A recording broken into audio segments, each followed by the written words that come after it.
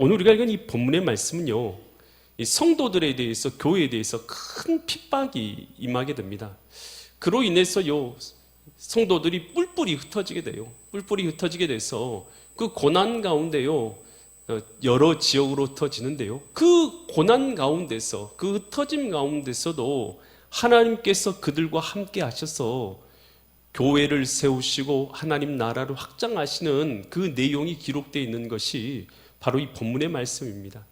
과연 이 말씀을 통해서 하나님께서는 이 시간도 우리에게 무엇을 깨닫게 하시고 또 무엇을 말씀하시는가, 나에게 주시는 하나님의 음성이 있는 은혜의 시간 되시기를 간절히 축원드립니다.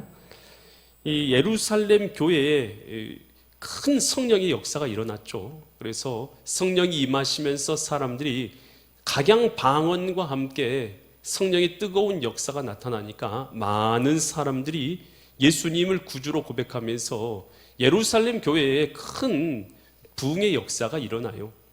그런데요, 당시에 7 집사 중에서 가장 성령 충만한 자로서 여겨졌던 스데반 집사님이요, 복음을 전파하다가 사람들에게 붙잡히게 되고요, 공회에서 심판을 받고 심지어는 사람들이 폭도에 의해서요, 돌에 맞아서 순교하게 됩니다.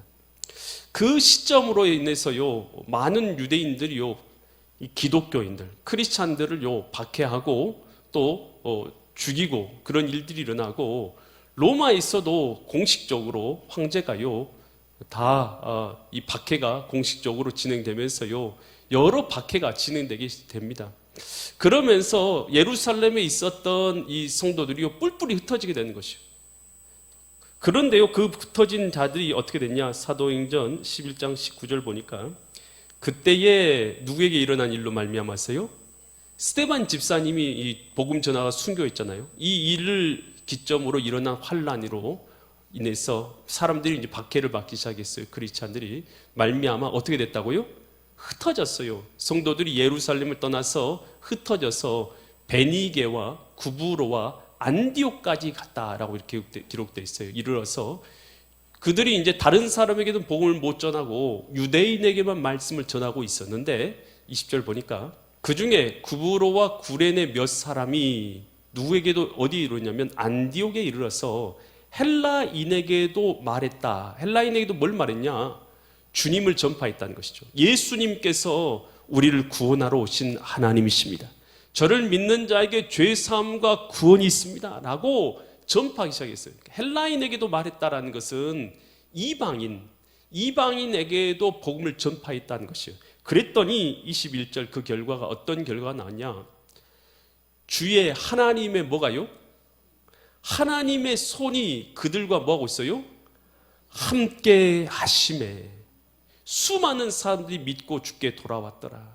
여러분, 겉으로 드러난 일은요, 예루살렘에 큰 박해가 일어나고 스데반 집사님은 죽고 또 그리고 많은 크리스찬들은 고난을 당하고 집과 환경을 다 떠나서 멀리 흩어져서 구브로 안디옥까지 가게 되었는데, 그 겉으로 볼 때는, 외적으로 볼 때는 큰 어려움이었고 고난이었고 박해였고 괴로움이었지만 그 안에는 누구의 손이 함께하고 있었다고요? 주의 손이 함께 하심에. 여러분, 우리가요 이것을 알아야 돼요. 우리가 인생을 살아가면서요, 과연 내가 겪고 있는 이 환난, 어려운 그런 일들이 내게는 무엇이 있습니까? 여러분, 사람들마다 어려운 일들이 다 달라요. 어떤 사람은 가정에서 불화가 있어서 고통을 겪기도 하고, 자녀와의 불화, 또 남편과의 불화, 아내와의 불화 때문에 고통의 나날들을 보내는 사람도 있어요. 그뿐만이 아니죠. 직장에서, 직장 상사와의 사이에서 얼마나 고통을 당하는지, 괴로움으로 인해서요 그 상사와는 좋은 관계를 맺지도 못하고 그 동료들과 좋은 관계를 맺지도 못한 채 고통 가운데 살 수도 있잖아요. 그뿐만이 아니죠. 건강 때문에 고통을 겪는 일이 우리 삶 가운데 일어날 수 있잖아요. 여러분, 우리 인생 가운데 여러 고통의 일들이 있을 때라도요, 그때라도 여러분, 하나님께서 그 속에서 하나님의 손이 함께하고 계심을 믿습니까? 여러분, 그 고난의 상황, 겉으로 보이는 상황뿐만 아니라 그러나 그 이면에서 역사하고 있는 하나님의 손을 볼 수 있는 자가 복이 있는 줄 믿습니다. 그 고난의 순간도 바꾸어서 하나님께서는 복음이 전파되고 하나님 나라가 세워지는 통로로서 세우시는 것이 하나님의 역사고 하나님의 능력의 손이 함께 하시는 것이죠. 여러분, 우리의 삶도 마찬가지입니다. 여러분, 내가 볼 때는 절대 불가능한 상황, 고통의 상황, 절망의 상황, 낭망의 상황이라 할지라도요, 그 안에서 능력의 하나님의 손이 함께하고 계신 줄 믿습니다. 그래서 신자는요, 더 하나님을 의지하는 것이에요. 그 고통의 순간에서도 더 하나님을 붙잡는 것이고, 하나님이 나와 함께 하심을 믿고 믿음으로 행해야 되는 줄 믿으시기 바랍니다. 그럼 성경에 요셉이라는 인물이 있어요. 이 요셉이라는 인물은요, 그 형제들은 그를 너무 미워하는 것이에요. 요셉의 가정 우리가 잘 알고 있듯이요, 엄마가 4명입니다. 그러니까 아내가 4명이고 그 자녀들에서 엄마 4명인 자녀에서 태어난 자녀들이 12명이에요. 여러분, 집에서요, 여러분 아내가 2명인 가정이 있으십니까? 말 못하겠지만 여러분 바람피는 가정이 있을 수도 있잖아요. 여러분, 그런데요, 잘 생각해 보세요. 4명이 한 집안에서 산다고 생각해봐요. 그 가정이 얼마나 괴롭겠습니까? 그리고 거기서 나온 12명의 자녀들이요, 서로 간에 얼마나 다툼이 심하겠어요. 여러분, 그런데 그 요셉이라는 자녀를요, 아빠가 좀 더 사랑하니까요, 형제들이 전체적으로 요셉을 미워하는 것이. 결국은요, 형제들이요, 요셉을요, 죽이려고 우물 속에 던져버립니다. 그런데 요셉이 살아나요. 거기가 우물이 마른 우물이었거든요. 물이 많지 않아서 살았어요. 그런데요, 형제들이 전혀 그렇게 놔두기보다는 그냥 미디안 상인들이 지나가니까, 야, 저 동생을 그냥 미디안 상인에게 팔아 넘기자, 그런 거예요. 그래서 거기서 사람들이요, 형제들이, 다른 사람도 아니고 형제들이 돈 받고 미디안 상인에게 요셉을 팔아 넘긴 거예요. 얼마나 기구한 인생이 된 것입니까? 그 인생 돼서 애굽에 왔는데 종으로 팔려갔어요. 보디발의 가정에 있어요. 가장 힘들고 가장 좌절되긴 상황 가운데 있었는데, 그때도 하나님이 함께 하시겠습니까? 안 하시겠습니까? 그때도 하나님이 함께 하신 것. 창세기 39장 2절에서 이렇게 말하고 있어요. 여호와께서 요셉과 함께 하심으로 그가 어떻게 됐다고요? 형통한 자가 되어서 그의 주인 애굽 사람의 집에 있었다. 종으로 있었지만 하나님께서 그와 함께 하심으로 형통한 줄 믿습니다. 나중에 그가요, 모함을 받아요. 모함을 받아가지고 감옥에도 가요. 감옥에도 갔는데 그 어려운 상황, 종보다 더 못한 상황이 되었지만 그때도 하나님이 함께 하십니까? 안 하십니까? 함께 하셔요. 창세기 39장 21절로 23절에서 이렇게 말해요. 여호와께서 요셉과 함께 하시고, 감옥에 있을 때에도 그에게 인자를 더하여 주시니 간수장에게 은혜를 받게 하심에, 22절, 간수장이 옥중제수를 다 요셉의 손에 맡김으로 그 재반 사물을 요셉이 처리하고, 23절, 간수장은 그의 손에 맡긴 것을 무엇인지 살펴보지 아니하였으니 이는 여호와께서 요셉과 함께 하심이라. 여호와께서 그를 범사에 형통하게 하셨더라. 어디에서요? 감옥에서. 여러분, 이 사실을 우리가 볼 때에 여러분, 예수님을 여러분의 주인으로 모셔드리셨습니까? 하나님이 여러분의 마음 가운데 계신 걸 믿으십니까? 그렇다면 오늘 우리가 이 사실을 정말로 믿는다면, 여러분, 우리가 좋은 일을, 그리고 기쁜 일을, 즐거운 일을 만날 때뿐만 아니라 인생에서 가장 고난의 순간, 감옥에 들어가는 것 같고 동굴 속에서 사는 것 같고 괴로움 가운데서 벗어날 수 없을 것 같고 더 이상 빛도 없고 소망도 없고 절망만이 내 가운데 펼쳐진 것 같은 세상, 그 순간에도 하나님이 우리와 함께 하시는 줄 믿으시기 바랍니다. 이사야 41장 10절에서 이런 성경 구절이 있어요. 두려워하지 말아라, 내가 너와 함께 함이라. 놀라지 말아라, 나는 내 하나님이 됩니다. 내가 너를 굳세게 하리라, 참으로 너를 도와주리라. 참으로 나의 의로운 오른손으로 너를 붙들리라. 여러분, 내가 현재 겪고 있는 고난이 무엇인지 모르겠어요. 여러분, 그러지만요, 오늘 우리가 하나님의 사람이라면, 하나님 믿는 사람이라면 그 손에서도 하나님의 손이 함께하고 있는 것을 믿을 수 있기를 바랍니다.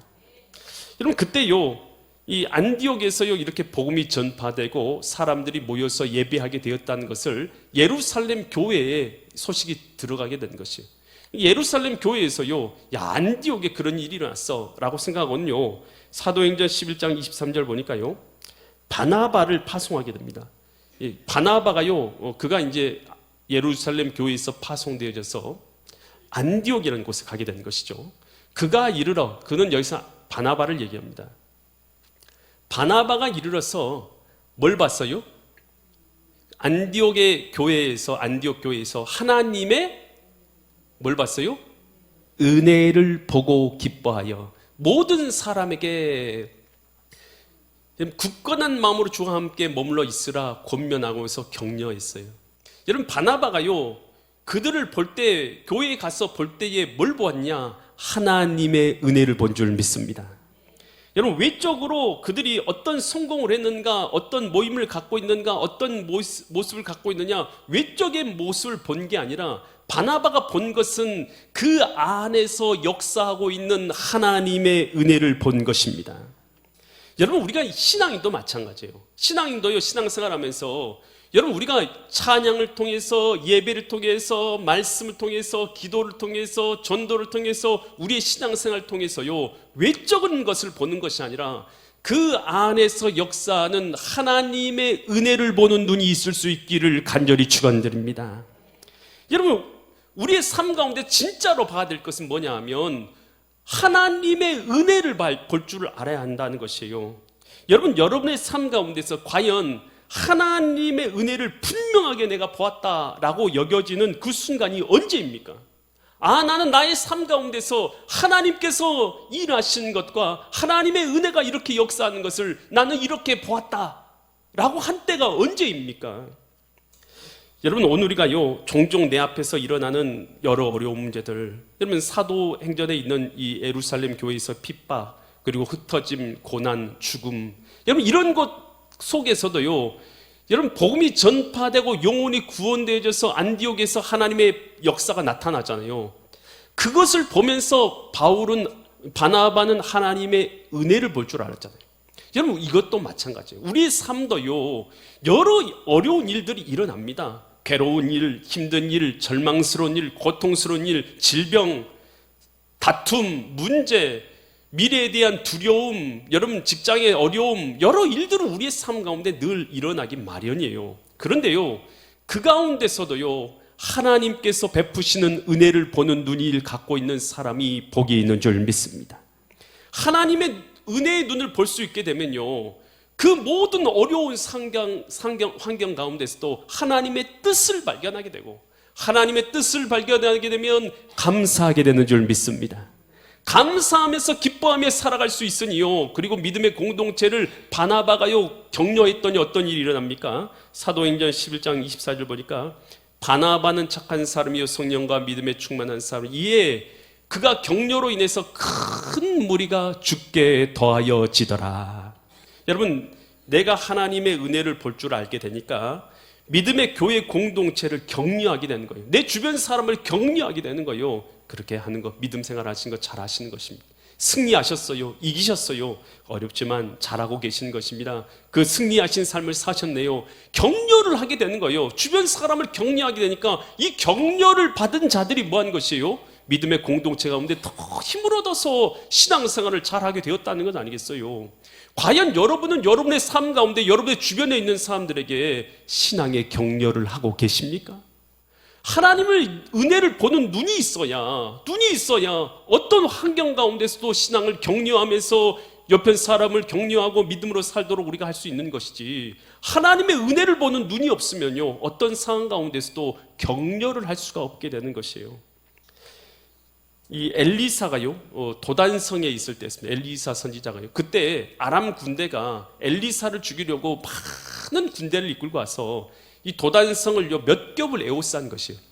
그때 이 종이 나가서 아침에 일어나서 보니까 깜짝 놀란 것이죠. 성을 삥삥 둘러서 아람 군대가 에워싸고 있으니까 너무 두려워가지고 뛰어와요. 그래서 엘리사 선지자에게 말합니다.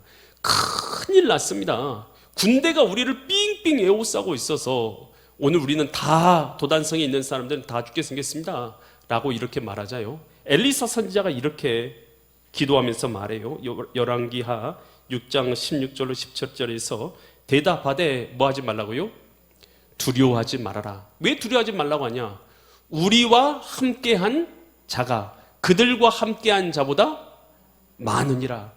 지금 엘리사 눈에는요, 영안이 열려 있으니까요, 하나님의 은혜와 하나님의 능력의 손이 보이는 것이죠. 그래서 우리가 함께한 자가 더 많다 말하면서 17절 이렇게 말하는 거예요. 기도하여 이르되 여호와여 하나님이여 원하건대 그의 눈, 종의 눈을 열어서 보게 하옵소서 하니 여호와께서 그 청년의 눈을 여심해 영안이 열린 것이죠. 그가 봄에 불말과 빌병거가 산에 가득하여 엘리사를 둘렀더라. 영안의 눈이 열려지니까 여러분 하나님의 은혜를 보는 눈이 열려지게 되는 줄 믿습니다. 여러분 오늘 우리가요 절망적인 상황 가운데서도 고통스러운 상황 가운데서도 우리의 영안의 눈이 열려져서 하나님의 은혜를 볼 수 있는 눈이 열려지기를 간절히 축원드립니다. 이 독일의 재무부 장관을 지낸 사람인데요, 마티 바텐이라는 사람이 있습니다. 그는요 참 독실한 크리스찬이면서요 모든 일들 가운데서 하나님의 은혜를 보면서 감사하는 이 눈이 열려 있는 사람이었어요. 근데 그가요 처음부터 이런 삶을 살았던 것은 결코 아니었어요. 그가요 이런 감사의 눈을 갖게 된 계기가 있었어요. 그가 젊은 시절에 아주 가난했습니다. 그런데 여행을 떠났어요.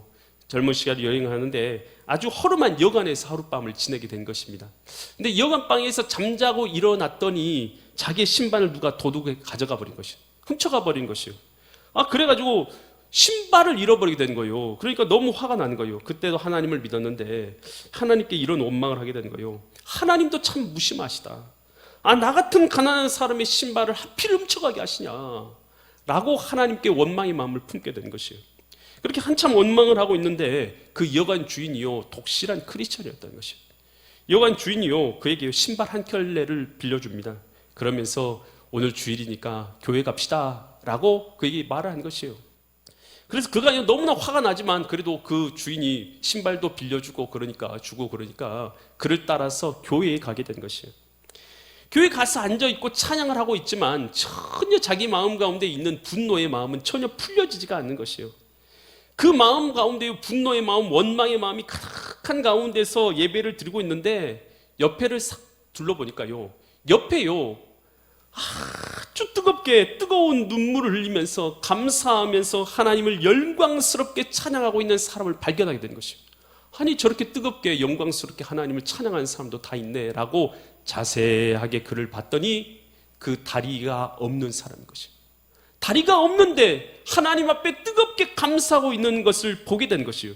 그 순간 그녀 그 스스로 모습과 그 마음을 돌아보게 된 것이에요. 저 사람은 두 다리가 없는데 신발을 신을 수도 없겠구나. 그에 비하면 나는 신발만 잃어버렸으니 얼마나 감사한 일인가. 신발이야 사면 되는 것을 남을 저주하고 하나님께 원망했구나 라고 스스로의 삶을 돌아보게 되는 것입니다. 그러고 나서는요 내게 주어진 일상 가운데 하나님이 허락하신 것들이 얼마나 감사한 것인지를 깨닫게 된 것이에요. 여러분 그러고 나서 보니까요 자기의 영안이 열린 것이죠. 하나님의 은혜 보는 눈이 열린 것이에요. 그러니 모든 일들 가운데서도 하나님께 감사하는 삶을 살아가게 되는 것이죠. 여러분 오늘 우리가요 하나님의 은혜를 볼 수 있는 눈이 열려지기를 바랍니다. 여러분 모든 일들 가운데서 뒤에서 일하고 있는 하나님의 능력의 손길을 볼 수 있기를 간절히 축원드립니다. 그럴 때 우리는요 원망과 불평의 삶에서 벗어나서 하나님이 주신 은혜의 삶을 감사로 평안으로 기쁨으로 살아가게 되는 줄 믿으시기 바랍니다. 그러면서요 사도행전 11장 26절 보니까 그 안디옥 교회에 이 바울을 만나서요 안디옥으로 데리고 와서 바울과 바나바가 둘이 교회에서 1년간 모여 있어서 큰 무리를 가르친 거예요. 그랬더니 제자들이 안디옥에서 비로소 뭐라고 불리름 받았어요? 그리스도인이라 일컬음을 받게 되었다. 여러분 그리스도인이란 말이요 요즘 우리가 이 크리스천이라고 부르잖아요. 크리스천이란 말이 바로 이 그리스도인이라는 단어에서 나왔어요. 이 크리스천이라는 말은요 크라이스트, 예수 그리스도를 말하죠. TIAN을 뒤에다 붙이면 예수 그리스도를 따르는 사람이라는 뜻입니다. 그래서 이 그리스도인이란 뜻은요, 처음엔요, 그들을요, 약간 모독하는 말로 쓰였어요. 예수쟁이들이라는 표현으로 쓰였던 것이 바로 그리스도인이란 말이었어요. 그런데 그들은요, 그리스도인, 예수쟁이란 말의 뜻은 그 안에 뭐가 들어있냐면 예수님처럼 말하고 예수님처럼 행동하고 예수님처럼 섬기는 삶을 살았던 자들을 크리스천, 그리스도인이라고 불렀던 것입니다. 그러니 그들이 크리스천이라고 불려지는 것은 뭐냐? 여러분, 그들의 말과 삶과 행실이 예수 그리스도를 닮은 자들이었기 때문인 줄 믿습니다. 여러분, 오늘 여러분은 우리의 삶을 살아갈 때 과연 나는 내 직장에서 또 친구들 사이에서 누구를 만났을 때 야, 저 사람 참 그리스도인이다 라는 말을 여러분 듣고 계십니까? 야, 저 사람 진짜 신자야. 야, 저 사람 진짜 크리스찬이야. 이런 말을 듣고 계시냐는 것이에요. 과연 내가 예수님을 닮은 모습을 갖기 위해서 여러분, 과연 내가 어떤 부분을 주님이 원하신 모습으로 바꿔야 하겠는가? 여러분, 한번 내 마음 스스로를 생각해 볼 수 있기를 바랍니다. 오늘 우리의 진짜 신앙은요, 교회가 아니에요. 교회가 아니라 교회의 문은 밖으로 나가면서부터가 오늘 우리가 진짜 크리스찬인지 아닌지를 알게 되는 것이에요. 교회에서뿐만 아니라 교회 문 밖을 나가서 직장 생활에서, 학교 생활에서, 가정 생활에서 오늘 우리가 누구를 만나고 누구를 행할 때 우리의 말과 우리의 삶과 우리의 행실을 통해서 오늘 그리스도의 모습이 나타나는 것, 여러분, 이것이 진짜 크리스찬이요 하나님의 자녀들인 줄 믿으시 바랍니다. 이 토마스 아켄피스가 쓴 그리스도를 본받아라는 이런 책이 있어요. 여러분, 이 책에서요, 이 그리스도인이 예수님을 본받는 삶을 구체적으로 세 가지를 제시해주고 있어요. 겸손, 섬김, 사랑, 이 세 가지를요, 그리스도를 본받는 그런 모습으로 제시하고 있는데요. 이 책은 뭐 신학적 논리의 책은 아니고요, 실천적으로 어떻게 우리가 실천하면서 살아갈 수 있는가, 훈련 위주로 기록되어 있는 이 책이에요. 이 책에서 진정한 그리스도인의 지혜에 대해서 이렇게 말하고 있어요. 그리스도인의 진정한 지혜는 외적인 지식이나 세상적 명예에 있지 않고 자신이 예수님 앞에서 보잘것없는 죄인인 것을 깨닫는 것에서 시작된다. 그러니요, 그 스스로 죄인인 것을 깨닫게 되기 때문에 교만과 자만을 버리고 오직 하나님께 영광 돌리는 태도로 삶을 살아가게 되는 것이죠. 과연 나는요, 외적인 명예 또 외적인 자랑을 추구하고 있는가? 아니면 하나님 앞에서 내가 죄인인 것을 아는 내적 지혜를 가지고 이 땅을 살아가고 있는 자인가? 한번 내 스스로의 신앙의 모습과 내 마음의 모습을 잘 돌아볼 수 있기를 간절히 축원드립니다. 예수님께서는요, 마지막 유월절 고난의 십자가를 지기 전까지도 끝까지 제자들을 사랑하시고 섬기시면서 제자들의 발을 씻겨주셨는데요, 발을 씻어주고 나서 이런 말씀하셨어요. 요한복음 13장 14절과 15절에서 이렇게 말씀하신대요. 내가 주와 또는 선생이 되어서 너희 뭘 씻어줬어요? 발을 씻었으니 너희도 서로 발을 씻어주는 것이 옳으니라. 그렇게 말씀하시고 15절, 내가 너희에게 행한 것 같이 너희도 행하게 하려 하여서 본을 보였노라. 여러분, 우리는 예수님을 따르는 사람인 줄 믿습니다. 오늘 우리도 우리 주변에 사랑으로, 섬김으로, 겸손으로 우리가 살아갈 때 예수님 닮은 자로서 오늘 세상 가운데 우리가 드러나게 될 줄 믿습니다. 고난 가운데서도 하나님께서는 우리와 함께 하시는 것을 성경을 통해서 말씀하여 주고 계십니다. 오늘 이 말씀을 붙잡고 오늘 우리가 어떠한 형편 가운데서 어려움과 절망 가운데 있다 할지라도 그 안에서도 후면에서 역사하고 계신 하나님의 은혜를 볼 수 있고 하나님의 능력의 손을 볼 수 있기를 간절히 축원드립니다. 그래서 어떤 환경 가운데서도 하나님의 백성으로서 그리스도인으로서의 삶을 살아가시는 믿음의 거룩한 성도님들 되시기를 예수 그리스도의 이름 받들어 간절히 축원드립니다.